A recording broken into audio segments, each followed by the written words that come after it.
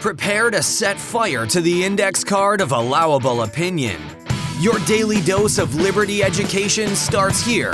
The Tom Woods Show. Hey everybody, welcome to the Tom Woods Show, episode 2486. It is a privilege and a delight to welcome Jay Abraham to the program. He's considered to be one of the great marketing business minds of our time, if not of all times, and indeed has received testimonials from some of the most successful people in the world. If you check him out, Damon John, all kinds of people you've heard of, but he has helped perhaps 1,000 industries, not firms, distinct industries. And everybody wants to turn to Jay Abraham, which is why he can command so much dough, by the way. There's great demand for Jay Abraham. So he is consulted for example, and this could go on all day, the number one human resource company in China, the number one driving school in Japan, the number one apartment sharing portal in Europe, the number one expert on dental implants in the US, the number one songwriting contest company in the world, the second largest Forex high-frequency trading platform, the top project management provider in the mining and energy field, Roger Love, the number one verbal strategist, and so on and on. But far more important than all these is what Jay Abraham did for the old man here. And I will tell you that several years ago, I had a private consult with Jay Abraham, and he asked me, send me an overview of everything you do, and I'll take a look at it in advance of our meeting. And he did. And we talked and talked for 2 hours. And there was a 5-minute period in which he gave me advice that absolutely changed my life. Not like I had a bad life, but I had a much better post Jay Abraham life. I can tell you that. I implemented what he recommended. And I'll just tell you, it generated an extraordinary result. I don't want to be one of these dollar amount braggart types, but he generated a lot of dough for me and allowed me to do more to help people, to help my audience, to do more things for people I want to help. And so all I can say is, you, sir, changed my life, and thank you very much and welcome. You're welcome, and it's very gracious. And I think you may have remembered, we tried to do this before. My technology didn't support you, but I have these two charming very old pugs, and one just got locked out. Was standing on the outside with the nose against the glass, so it's blind and can't hear. And I just had to let her in, so she might need to leave. So if I move for a minute, it's in support of a loving little older dog. It's about 100 in human years. So it's a pleasure to finally get a chance to do this. We tried before, and I had a faulty technology, and I'm very, very thrilled to contribute whatever I can to you, Tom, to your audience in any way. So I'm here. Well, let's start with, in a way, what you did for me, which is, when people go to you, they're not going to Jay Abraham because they want to see a 1% increase in their revenue. They want a total transformation. They want you to look at, from a bird's eye standpoint, what they're doing and pinpoint, well, why don't you do this? Or why aren't you doing that? You're able to see things that other people don't see. Like, you could see into my world things that I wasn't seeing in it. And I guess I want to know how the heck you do that. Yeah. Well, it's not mystical, and it's not prestidigitation.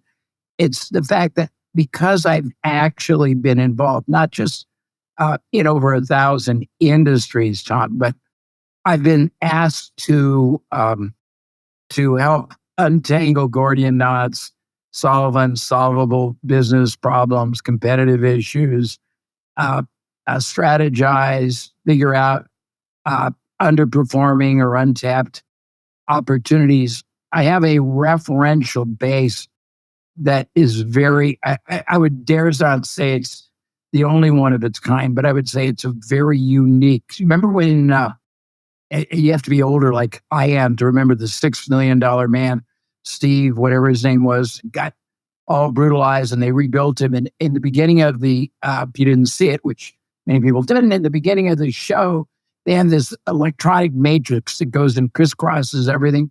My brain is programmed experientially, empirically, Tom, to reference all the different experiences that I've had that remotely relate to the issues being presented. And then very honestly, there's a reality checker in the center of my brain that says, is that really what they want or need? Because oftentimes need is very different than want. And so I reconcile that, and then I let, whatever is in the gray matter go, and then out comes an integrated, at least trial balloon strategy, solution, answer, resolution, whatever it is. And more often than not, surprisingly, it's accurate and it produces very significant result. But it's a result of 5 decades of doing this around the world. You have talked about what you call the low-hanging fruit of Sure. business opportunity. I'd like you to explain that, because I think sometimes people overcomplicate things. If I want to take my business to the next level, I have to do the following 8 things, and they're not looking at the things that are staring them right in the face, all the different entry points into their business that they could optimize. Well stated. So let me give you a metaphoric example. Back in the original days of the .com, there were so many people that would call me and they'd say, I'm getting 20,000 people visiting my website and we are converting 2%. How can I get 40,000? And I would go, that's the dumbest question you could ask. Why don't we try to take 2% and make it 5 or 7 first? Because it costs you nothing. It's just more effective communication, value creation, motivation, taking away risk. So in a business, there are 3 distinct areas that are sitting ducks for finding more opportunity. They're just sitting there waiting. The first is low-hanging fruit. Those are things that are just there that you don't think about. They could be, as an example, prospects that didn't convert that you gave up on. They can be one-time buyers who didn't buy ever again, but it's because you didn't really know how to stimulate. They could be buyers who bought everything you had to sell, but have so much trust for you that they would buy 5 or 10 other things you could introduce them to that you could partner with. They could be ads that have a weak headline or a weak proposition or a weak proof factor or a weak risk reversal or a weak bonus. They can be conversion systems that are very, very weak. They can be sales presentations that do not really address the value creation needs of the audience. They can be the company's sense of value. I'm going on and on and on. But in a typical business company, there's at least, 10 to 30 of those, and they're just sitting there, and you could do tons and tons with it. The next category within a business, same low-hanging fruit, is what you call revenue system optimization. Every company, Tom, has a revenue system, whether they recognize it or not, but they do not optimize that revenue system. And it starts with not just the normal things people measure, the KPIs, but a lot of nuclear interrelated factors. There are all these processes, and within them are these sub-processes that advance and enhance results. So it even goes all the way to before the first mile to after the last mile. But it's how you source, where you source, prospects, buyers, what you do when they start a relationship, whether they inquire, they visit, they buy the first thing, they ask for an estimate, whatever they do. What you do after that, it's how you progress them. It's what you do to perpetuate sales. It's all kinds of interrelated factors. And normally there are as many as 61 factors there, but there's easily 20 that nobody even looks at, measures. And you studied my work a little bit, and we got really obsessed early in my career with how can you work on the geometry of a business? How can you make your business work many times harder for you at every leverage point? And it starts with the idea of leverage. If you think about it, Tom, pardon me, our personal lives have been profoundly, amazingly enhanced and improved by levers, wheelbarrows, brooms, screwdrivers, light switches, push buttons that open car doors, cranks that open windows, pop top cans. Those are all levers. But in business, we've always had an enormous spectrum of levers we don't recognize are available that we can pull for much more yield. But if you increase, let's say you had 10 levers you've never looked at before. If you increase each one a mere 10%, it's not 10% across the board. It's 10 times 10 times 10 times 10. Can double, redouble revenue, redouble it again. And that could be multiples of doubling or redoubling to your bottom line, particularly if you're just operating right now at break even. Because when you ask someone, what's it cost to fulfill a product or a service, most people, Tom, they will give you basically their total overhead divided by the transactions, and that's the number.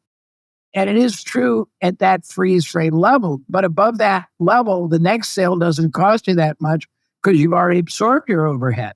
The next sale doesn't cost you that much again. And when you get sales above that level, it's pretty profound. We created long ago the concept of working on the geometry of the business, operating your business in the exponential zone instead of the incremental zone. Just give you an example back to our revenue system optimization. Probably half of the business owners watching this generate 10 to 100% of their revenue from word of mouth or referrals. It's almost standard. If we had people in the room, I'd make them stand up if that was true. If their business gets 10 to 100% from referrals or word of mouth. Then I normally would query them. I'd pick 20 of them out of all the people standing, which are normally half the room, and say, tell me the percentage and tell me the dollars. It's pretty profound.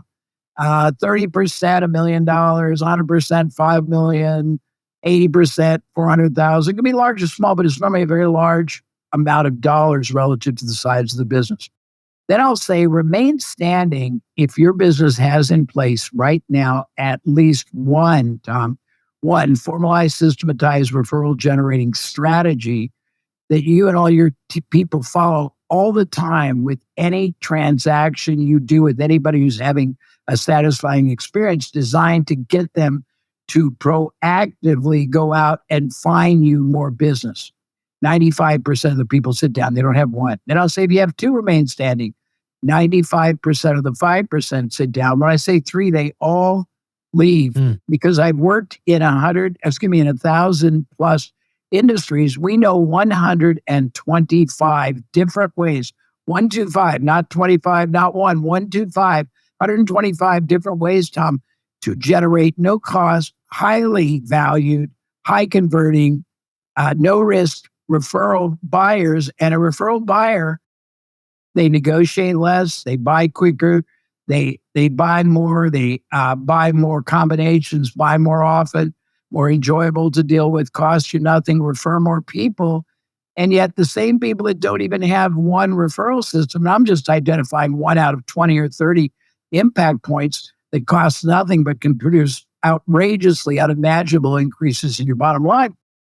The same people that don't have one referral strategy will spend money on Facebook. They'll spend money on advertising, trade shows, salespeople making cold calls, whereas that kind of a prospect is the outer periphery of trust. Even if you get them started in a relationship, it's way out of here. You got to work your heart out. It's many transactions to get them to meaningful trust, to committed trust, to transactional trust.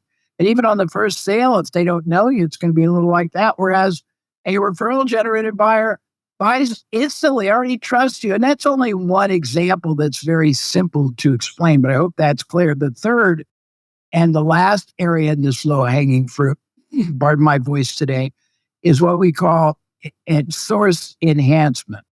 There's two sources you have of revenue. This is a little bit different than your revenue system.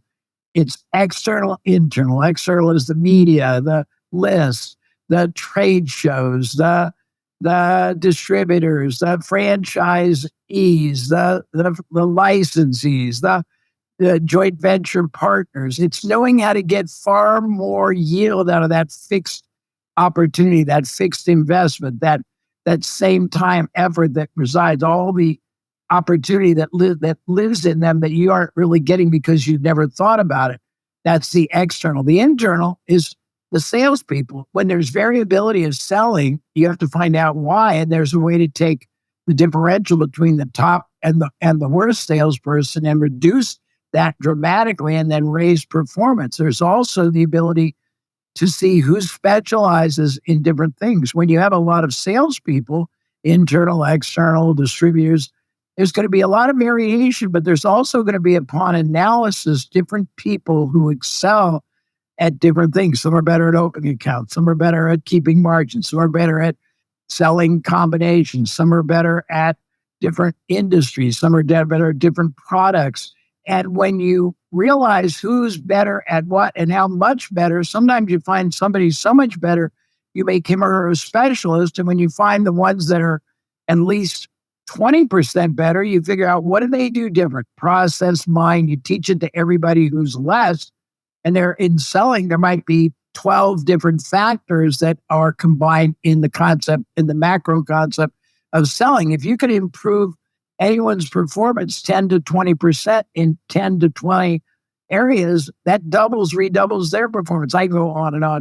Hey everybody, Tom Woods here. And of course, I've been talking a lot about monetary metals, which is a service for people smart enough to know they need to own some gold, but who also are ambitious enough to want to see that gold grow. And with monetary metals, you can earn interest on your gold paid in gold. And we have here a monetary metals client. David, why monetary metals? What value does it bring you?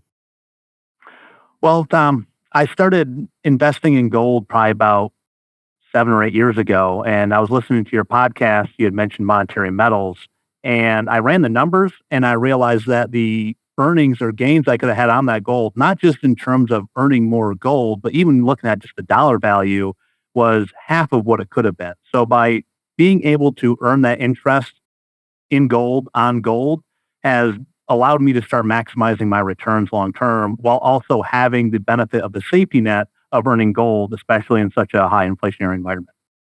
Well, David, that is exactly how I myself feel, which is why I also have an account at Monetary Metals. So find out more at monetary-metals.com/woods. That's monetary-metals.com/woods. One of the things that you said early on that resonates very much with me involves the issue of generating more traffic as opposed to generating a higher conversion rate from the existing traffic. Because it's very laborious and time consuming to get additional traffic. But if you can optimize the traffic you're getting, the offer that they're seeing, then with this existing traffic, you can see significant increase. And I've gotten to the point now where I'm casting a very careful eye on everything that I'm doing. So, for example, I'm an author and I ship out a lot of books to people. And so it occurred to me, well, why not include a flyer for one of my programs in with the book? I mean, it costs zero. It costs the amount of paper and ink. Otherwise, the shipping is unaffected. Did you start doing that? I did start doing that. And all I need is a few percent. Actually, I don't need anything. I don't need this offer to work at all. Yeah, you're right. But I've so far getting 4 to 5% of people going for a mid-ticket offer because of a piece of paper I sent out that I wasn't sending out before. And you're right on point. But that kind of thinking has much vaster scope. I mean, there could be levers in your business. If it's large, a lot more. If it's smaller, maybe not as many, but they can make the same time, same effort, same amount of hours, same amount of interactions you do. You produce so much more profit. And that profit, here's what's really interesting. When you double or redouble your profit, you now have a lot more what's called allowable costs to invest in bringing more people in, or converting more people, or hiring more salespeople, or incentivizing salespeople more, or packaging bonuses in to make your initial product more desirable, and all kinds of different applications. And there's this wonderful, what do I want to call it? It's what is it? It's like a font that just keeps expanding and multiplying geometrically. That's exactly how I've started to think. And to me, it's like I like solving puzzles. Ever since I was in high school, I was a nerd. That's why I liked math. I viewed math as like a series of puzzles. And I like to tease out what is the way this could perform better, this could be optimized. And so I'd like to refer to an example that you give involving, I'm sure you remember this, involving a furniture store testing what people would be greeted with, what greeting they would be given, what statement would be said to them as they walk through the door. Because in many stores, it's good morning, can I help you? And your instinct is to say, absolutely not, leave me alone, and then you go on your way. But they tested this, and they came up with an answer that generated dramatically better results, just from that one change. Yeah, I mean, and we do this all the time. We test different ways of opening sales, different ways of guaranteeing there'll be a satisfaction, different ways of positioning, different ways of proving our point, different ways of ethically superior comparison against both our direct competitors and alternative competitors, different ways of following up after the sale to increase and reduce breakage. But we tested 33 different ways of greeting somebody at the front door of a very, very large furniture chain that drove their business by full-page newspaper ads and supplements in Sunday papers. And the winning, I'll tell you what it was. I'm not going to be titillate. The winning phrase was, "And what ad brought you into the store today?" And by the way, you never know. You have to ask the market. They will tell you which approach they prefer, which they'll vote with their checks, cashes, money order, credit card, visitations, opt-ins, registrations. And we realized after we saw that it tripled closure. It tripled conversion. And it also, parenthetically, you don't know this, it increased both the average size of the sale and thus the profit. And also that category of buyer came back and bought more things more often than other ones we compared. Most people don't compare anything. And they think all buyers are the same, all ads are the same, all sources are the same. They're not true. And when you realize they're not, then you find that certain categories, types of buyers are worth a lot more, a lot less allocation of investment. And everything you do as a business owner is an investment. Time, attention, capital, everything is an investment. And if you aren't getting the highest and best, not just current return, but future return, you should question it, because the same effort, time, everything can get you a lot more if you understand the power of variability, the power of testing, the power of understanding, and from the user's point of view, where friction factors exist, where impediments, where constraints, where logic stops being logical, and where people just don't really get it, or it's not that compelling. And you could have every part of your revenue system be great until the last mile, and it doesn't matter. We're working right now, Tom, on a really fun emailing to our database, and it's a fun one. I get all these crazy inspirations when I'm driving to the office, and yesterday I got this one. I was hearing something about hostage negotiators because of what's going on everywhere, and I thought, you really probably need a hostage negotiator for your business, because if you're not getting the results you want, something's being held hostage. Your offer is being held hostage from being compelling, or your salespeople are being held hostage from having a meaningful sales proposition, or your follow-up is being held hostage, or your value prop is being held hostage. And if you think about it, the moment you release them, joy to the world. Well, the furniture store thing just amplifies what we were saying before. If you're thinking to yourself, testing out 33 greetings at a furniture store seems like an awful lot of work, but it's way less work than somehow figuring out how to get 3 times as much foot traffic into the store. That would be, that'd be insurmountable. Yeah. Well, a lot of smaller entrepreneurs don't think about this, but let's say you were that furniture store and you were running full page ads, or maybe multi-page ads in a Sunday newspaper. This is before the internet got really big. So let's say you're spending $50,000 or $100,000 a Sunday on ads. And let's say you're generating, let's be liberal and say you get 1,000 visitors. You may or may not, but 1,000 for 100,000 means you've got $100 cost to get them to walk in your front door. Just to walk in the front door, whether they buy or not, right?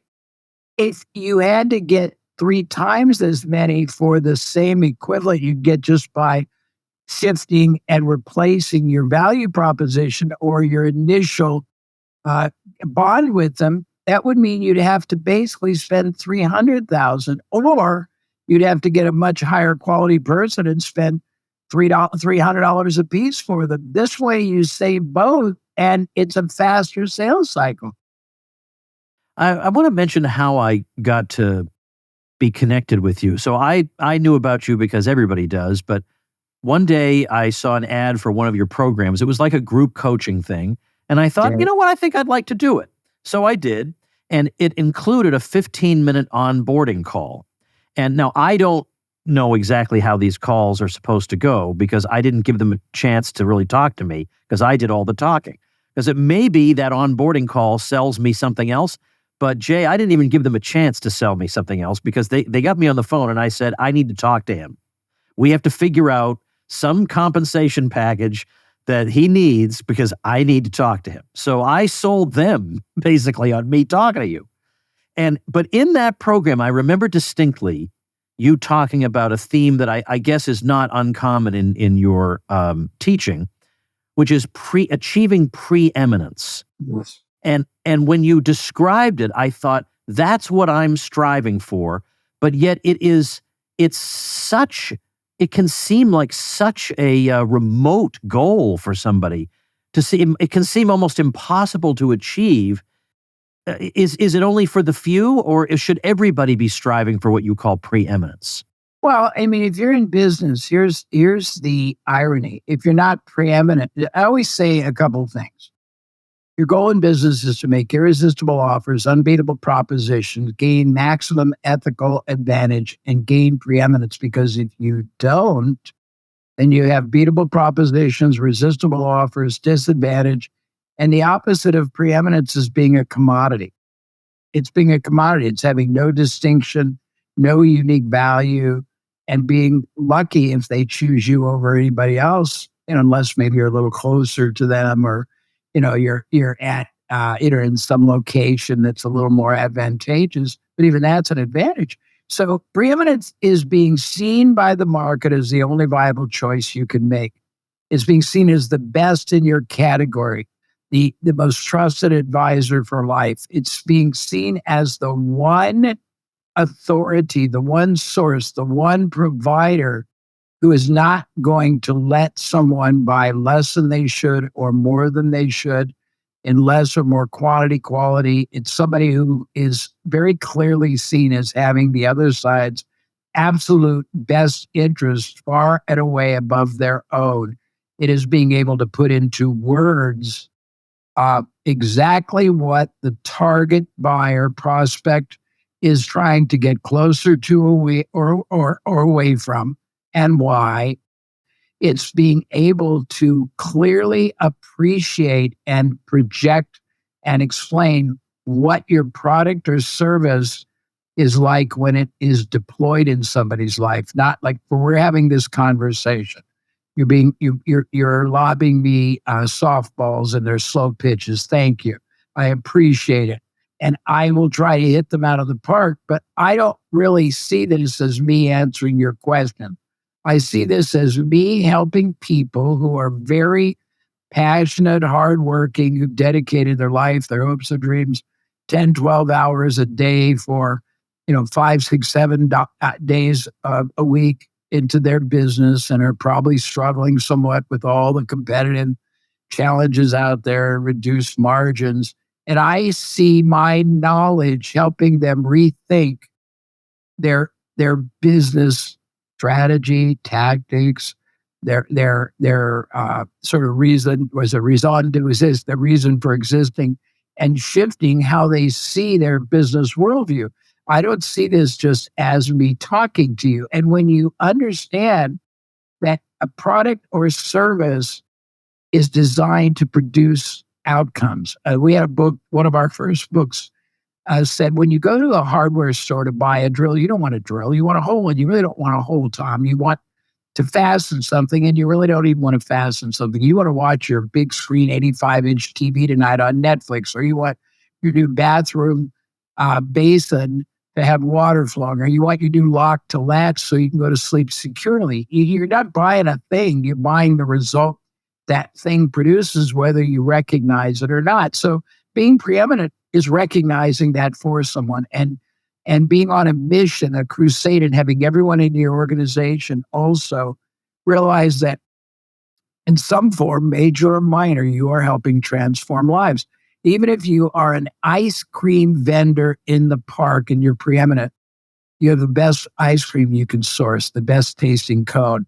If it's adults coming there at lunchtime, you smile and you acknowledge them, and for about a fleeting 15 minutes in their life, you let them have a reprieve from the insane stress of their day, and they get to have with you there in that nice environment. You create a reprieve from that, and they go back to their innocent times of childhood. And you see that you're not just selling ice cream that melts all over them, you're selling an experience.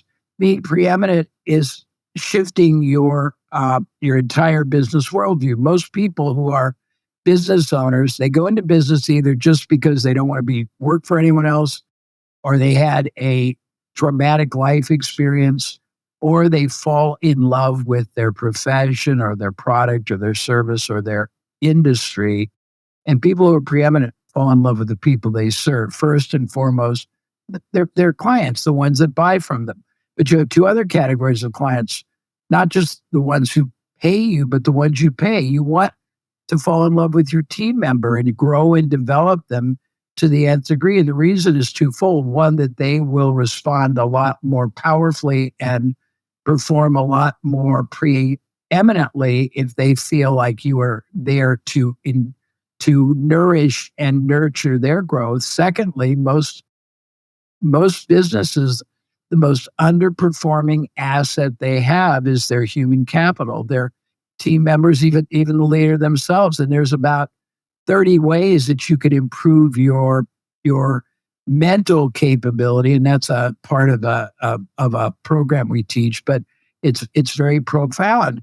But if you understand that preeminence is being the most trusted advisor and understanding the role of being an advisor. It's giving advice, not just information. Far too many people let people buy what they want to buy, not what's in their best interest. They'll sell them everything they can, even if it's not in their best interest. They'll sell them the least they can so they get to sell, even if it's not in their best interest. Being preeminent is not letting them do it. We used to, and it's not going to work. If I had the right bottle, I used to be able to take a half-filled bottle of water and say, Tom, if you came to J. Abraham's bottled water shop and water bar, and you wanted to buy a bottle or a half a glass of water, and I took your money without first making sure you knew that your body needed 7.5 more glasses each and every day to nurture and nourish your cellular structure, to get your brain chemistry working at peak so you'd be the most focused, the least stressful, the most agile, the most attentive, so that your sleep would be the most restful, so that your skin, your appearance would be the best, so you'd actually lose the most weight. And I just took your money without making sure you knew that you needed those 7.5 additional glasses. I would be stealing from you. Now, you have every right to opt not to do it, but I have every responsibility to make sure you know about it. Conversely, if I get you to buy 8 glasses today, but you only come every 2 days, and I take your money without making sure you know that it's not 8 glasses every other day, it's 8 glasses every day. And whether you get them from me or somebody, you need to get them. I am your advisor. That's the essence of being preeminent. Hey, everybody, let's take a minute to thank our sponsor, Persist SEO. If you are getting buried by your competition online, then build your brand, your reputation, and your lead flow with digital marketing by Persist SEO.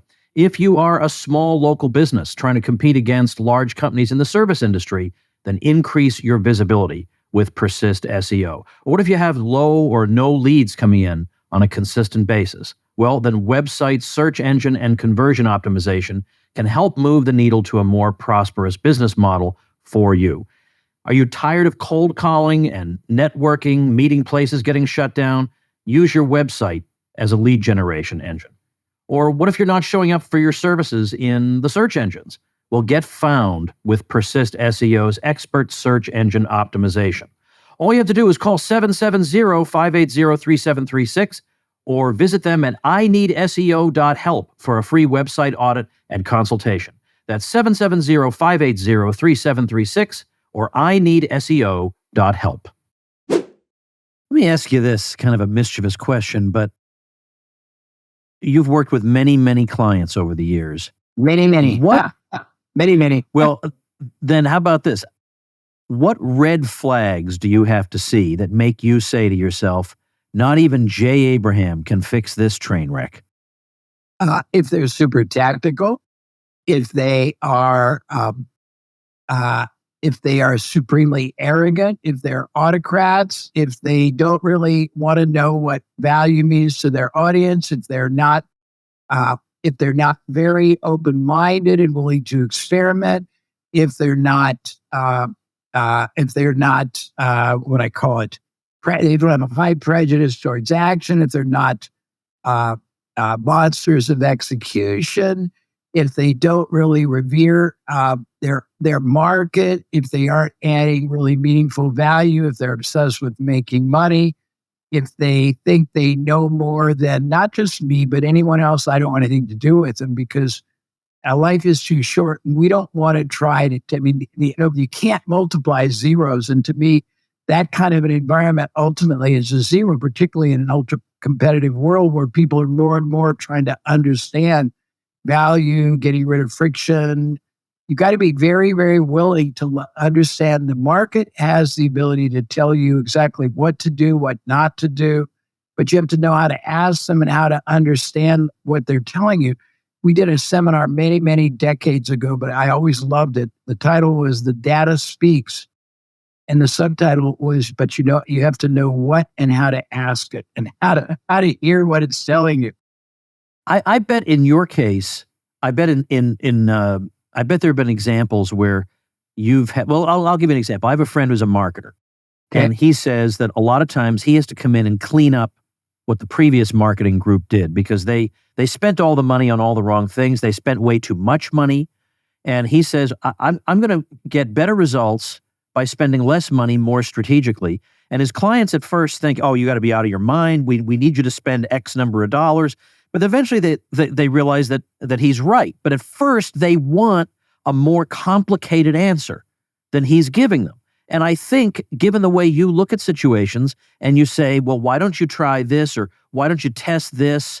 They want some whiz-bang modern new thing that involves AI or something. And you're just giving them opportunities to vary what they're doing in various areas of their business. And it doesn't seem complicated enough, so they don't do it. And you are so insightful. We lose deals because people are looking for the shiny object. And I'm very pragmatic. I mean, there's certain universal principles that have adaptability to anything, including AI. I mean, I know how to ask prompts to get outrageous answers, whereas most people don't really understand. You have to understand that everything in life, other than acts of God, the 2% that you can't control, there's action, reaction, there's cause, there's effect. And most people don't understand. They don't put themselves in the role of the recipient. They don't try to, I'll tell you something even more fascinating to me. We work mostly with entrepreneurs, like $10 to $150 million, sweet spot probably 50.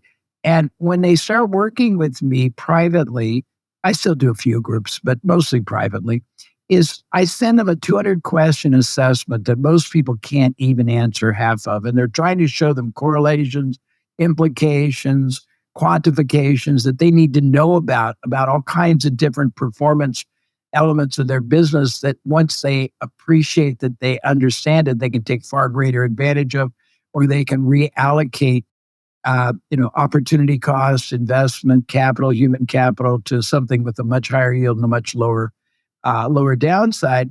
But I ask in one of these categories of the questionnaire, I ask them to tell me all the intelligence they know about their direct and indirect competitors. Direct means literally the same people in the same generic field. Indirect are other ways of solving the problem. You and I may be selling a supplement for weight loss, so you would be my direct competitor. But your indirect competitor could be portion control food, Jenny Craig, Weight Watchers. It could be equipment. It could be private trainers, personal trainers. It could be online group trainers. It could be diets. It could be if I'm very heavy medical places selling tummy or stomach surgery. But we need to know what all they are doing differently. How are they messaging? What is their value prop? And nobody knows much of anything about their direct ones. I ask them how they're doing it. Where do they source it? What's their advantage? What's their disadvantage? What's their unique selling proposition? Why do people buy from them and not you? Why do they buy from you and not them? They don't know anything. And I'm thinking, if you analogize business to a competitive sport, and it's a contact sport, and you want to be not just a contender, but you want to win the Super Bowl, first of all, you've got to have a playbook and a game plan, and that game plan is impossible to really create if you don't know the strengths and the weaknesses, the probable conduct of the competitor, of your opponent. Do you think? Yeah, sure. And it incidentally, I think sometimes can help if you are. Now, I never read 0 to 1 by who's that PayPal guy? Yeah. Why is his name escaping? Peter Thiel. Yes. Who kind of says that ideally, your ideal situation is not that you're in a super competitive environment. You want to be creative enough that you are the environment, that you're the thing. Like PayPal is the thing. And in a way, in my little world, I mean, yes, there are other people who have podcasts, but they don't have all the other things that I have. They don't have the memberships, the courses, the books, the this, that, and the other. And so in a way, I'm kind of like a thing unto myself. I'm like, there's like a Tom Woods Inc. that I get to direct. And I do know that there are other podcasters out there, but I don't view them as my competitors.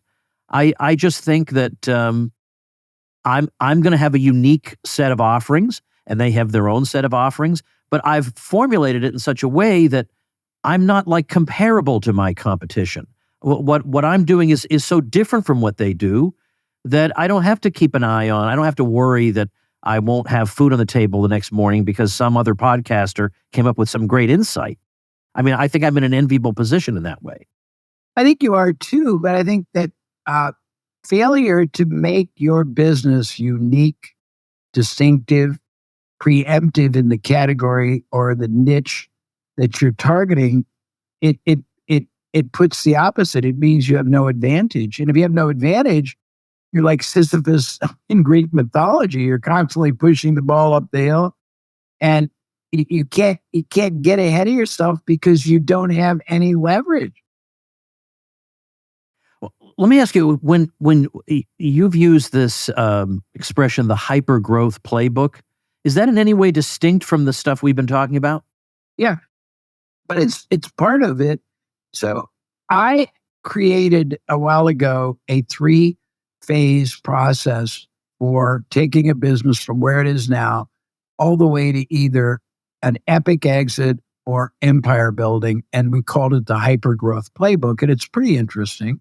It starts by the things we've talked about initially, where you can find stored value that's just waiting in profit performance to be liberated and emancipated and collected, monetized. But then it uses that if you don't want external financing and you don't want dilution, it self-funds the next stage. It's a 5-stage. The middle of it, which is the secret sauce, is a 5-stage. I haven't talked about it for a while, see if I can remember it. The first stage is maximizing, because in phase 1, which is the low-hanging fruit, you optimize. Optimizing is making something the best. Maximizing is making it the biggest. So you want to maximize everything you're doing. Then you want to upgrade and add higher performing mechanisms that are much more sophisticated.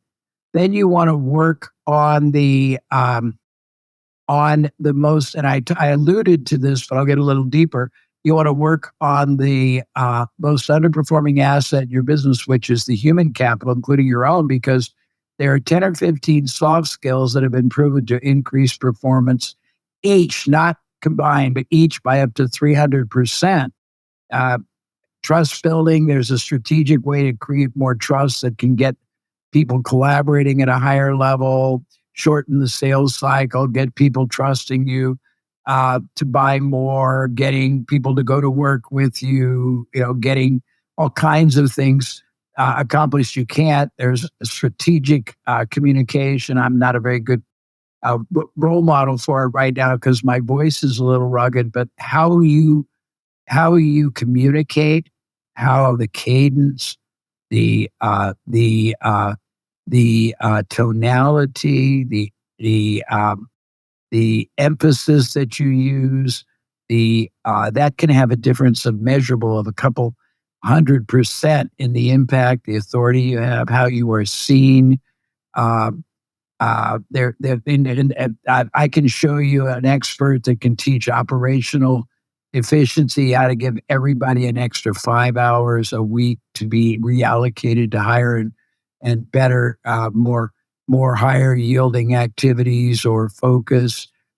There's about 100 mental models that either constrain you or can liberate you, and nobody really can deal with all of them. But if you analyze the 5 or 10 that are holding you down and the 5 or 10 that need to be added, all those cumulative, that's how you go to exponential. You, your team, everyone in your ecosystem, your vendors, your distributors, your advisors, and it's just a very powerful concept. So the other 2 elements in this middle, the next one is partnerships, strategic alliances, co-branding, being the recommended provider, joint ventures, and referral networks. And that's just huge. I mean, if you look at the top 2,000 corporations in America today, the average gets 20% of their revenue from partnerships. This is not the big point, but 40% of their profit. And the numbers are incredible. Microsoft gets $30 billion. I'm trying to think of Spotify. I mean, Shopify gets 40%. It's all these really amazing things. And the last one is M&A, very strategic acquisitions of direct competitors, complementary product services people buy before, during, after, instead, alternative products, products that are going to be entry level that you can have to make it easier to start a relationship with you. Then there's access vehicles you can buy, podcasts. Like if I wanted to own your market and you had, let's say you have 50,000 people that are all entrepreneurs doing 10 million to 150, and I wanted to own Mindshare, and you're not really knowing how to maximize it, I might buy it or buy an interest in it just to be the recommended sponsor provider on a regular basis, or get access to your website, discussion groups. There's all kinds of strategic things you can do. When you do all of those, either using the low-hanging fruit to finance it, or at least using it to start it. And then if you want, you got enough predictable revenue and cash flow and profit that you're comfortable borrowing, or even if you want to grow extraordinarily diluting and taking some shareholders, some stakeholders. Then you've got the ability to decide at that point, because you've blown up revenue and you've multiplied EBITDA even more. Now you're in a position to decide, do I want what we call an epic exit for a mammoth payday, and then you're out and you're on to the next thing, or you're sitting on the beach in Florida or Hawaii, sipping drinks with little umbrellas in it, or do you want to build an empire because you have that luxury and you know all the mechanisms to do it safely, rapidly, and at an unimaginable strata of significance. So that's the hypergrowth playbook in a nutshell. All right, two quick things, then I'll let you go. The first is, our society today does not exactly train people to think of folks in business as being particularly noble. And of course, marketing, well, most people think that's just manipulation and there's something sinister and underhanded about it. Are you proud of what you do? Sure, because what I do is basically align with people that are either filling voids, others aren't, or enhancing the value or the conveyance of value in something everyone else does at a lesser amount. And the only people that I actually represent, and I have only done this almost all my life, and the only time I've ever made exceptions was accidental, and then I would jettison that person when I found they weren't true to what I'm about to say. They have to be preeminent. They have to be on a mission. They have to be on a crusade. They have to be in love with the people they serve. They have to have a lot more motivation than just making money. They have to understand that you are rewarded in life and in business even more in direct proportion to the quality, consistency of problems you solve and opportunities you make possible for others. And the people that I help, they're quality people, and it's a pleasure to help them fulfill their agenda.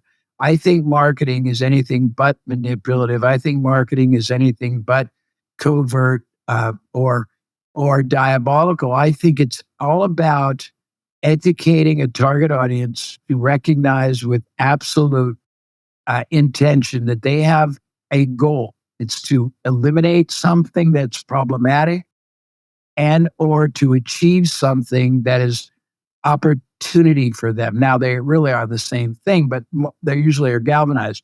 That my client has a mechanism and a committed, historic, proven ability to make that possible in ways others don't. And we are willing to take most or even all the risk away to give you the motivation and the trust necessary for you to gain that advantage. I only want to help people who see what it means when you have my product or service deployed at work in your life, in your business, in your body, in your marriage, in your parenting, whatever it is. So I derive enormous satisfaction and pride and big fulfillment for knowing that I've helped very, very, what I would call the clients I serve are on a mission to contribute way above the maddening crowd. And so it's a privilege to be an addition, to be an accelerator, to be a catalyst that helps them support, benefit, enrich, protect more people, and or entertain, because you could just be making somebody laugh, which is a great value today.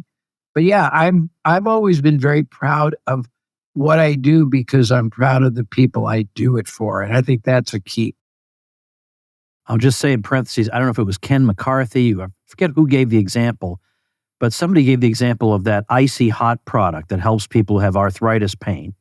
And this product has transformed the lives of many people who now are able to go run around with their grandchildren. They couldn't do that before. And it's not just the inventor of that product who needs to be thanked. You can invent something and nobody knows about it. If nobody knows about it, it doesn't benefit anybody. So the person who makes sure a lot of people know about it is the marketer and deserves to be thanked and not, treated as a villain. Let's close with this. How can you help?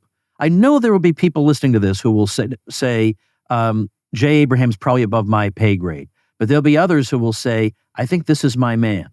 What can you do for them and how should they reach you? Yeah, I mean, if somebody's got the target business, I said it's at 10 million and above 150, there's usually so much politics involved. It's very hard. And if they're the decision maker and they conform to what I said, they've got to have a product, service, company, team that is on a mission and they're really adding a value dimension that their competitors aren't, and they're proud of it and they can prove it. I would love to talk to them directly. They can contact me at jay@abraham.com, and they'll get my assistant first, and she will ask some fundamental questions just so that I know. I call it an uptake, so that I know that I'm dealing with somebody that there might be a match. And if I believe that, I'll invest of my own time. And we normally have them talk to our vice president of profit partnerships, because most everything we do, we just get a one-time retainer, and then the rest of our comp is strictly on performance, and that's even against whatever we get. But then if I think that they have merit, I'll be happy to invest my own time, and then we can see if we're compatible for a match, and where I believe opportunity lies for not just they and I, but more opportunity for the people that they're serving. The biggest problem for everybody that has value is reaching all the people that could benefit from the value. And that's, and what I do anymore is I started out, just as an epilogue, I started out, Tom, as a marketing guy only. Then I became a strategist. Then I became a master at value creating. And then I became great at changing business models and distribution channels and partnerships and preemptive advantage. And then we went to what's called monopolistic, like monopoly type positions that are blue ocean and moats. And then we started looking at how to reclaim sunk costs and turn the negative into a profit center. And then I became more of a masterful thinking partner. And those are the kind of relationships that I do most of and want most of. So if that resonates, I'd be very happy to talk to anyone whose business is in that sweet spot. And just to preempt, I'm not inexpensive, so I don't want to make sure that that's not a sticker shock, but I have had a very significant impact on people who have embraced my advice and my methodologies and mindsets. So yeah, and I appreciate it. That's very nice of you. Well, I'll just say, so that we don't get in trouble with a certain federal agency, that my results, might not be your results, because nobody can know what kind of a work ethic you have and all the rest of that. But I can say that in my case, my only regret is that I didn't talk to you sooner. So let me say thank you once again for being extremely generous with your time. Jay Abraham, jay@abraham.com. Thank you so much. You're gracious, and I appreciate you very much. Thank you, Tom. Thank you, Jay, and thank you, ladies and gentlemen. Become a smarter libertarian in just 30 minutes a day. Visit tomwoods.com to subscribe to the show for free, and we'll see you next time.